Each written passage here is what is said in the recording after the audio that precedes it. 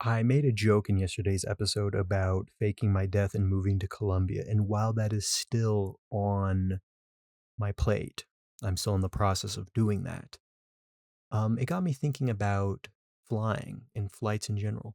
Now, typically flying is not that bad for me. I'm not scared of flights. I'm able to sleep for the most part on flights, which is really impressive because I never use neck pillows. Now, here's the deal with neck pillows. I'm sure that there are good neck pillows out there. And when I mean neck pillows, I mean like the traveling pillows. I have never had one.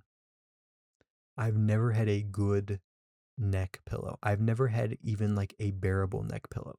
I've never had a neck pillow that I've taken on a trip and brought back from the trip. They've always been so bad, so incredibly bad. I just throw them out when I get there. They're not worth the space to pack around at my destination. They're that bad. You either have one that is the inflatable ones that just aren't very good, not very padded, very uncomfortable, or you have the ones that are padded, but they're so incredibly firm, it's like a brick behind your neck. So I just opt for the alternative, which is sitting up straight and not sleeping on a flight. I found that if you try not to sleep, meaning you just sit on the flight and you don't sleep, you just focus on sitting up straight, you typically don't get like the neck pain or the shoulder pain or the back pain when you land, especially on the long haul flights.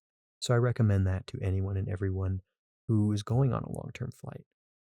Don't even try. Don't even try to sleep. Just accept. Just accept it. You're not gonna be able to sleep, so you might as well just stay up and watch movies you downloaded on Netflix or the um, in-flight shitty entertainment. You know, maybe talk to your neighbor. Just kidding. Don't do that. If you don't, most people nowadays hate talking to other people, so don't do that. Um, or or you can use the blanket that they give you on the flight. I know if you fly like Delta, they give you like a little blanket. Use that as like a neck pillow. That like conforms. You can twist it and bend it. That can like conform around your neck. Another problem I have with neck pillows is they are one size fits all. If you want a nice neck pillow, you need to get like one that has sizing options. One size does not fit all, ladies and gentlemen. Okay. One size fits all. How is that even possible? How is that even possible? Because you have people who have super, super skinny necks, like giraffes. And then you have people who have no necks. So, how do you have one size fits all? You know, you need one that has different sizing options, different everything, you know? And also, I recommend getting one. Well, this is the thing. So, like I said, you can get ones that are inflatable. Inflatable ones are the most convenient.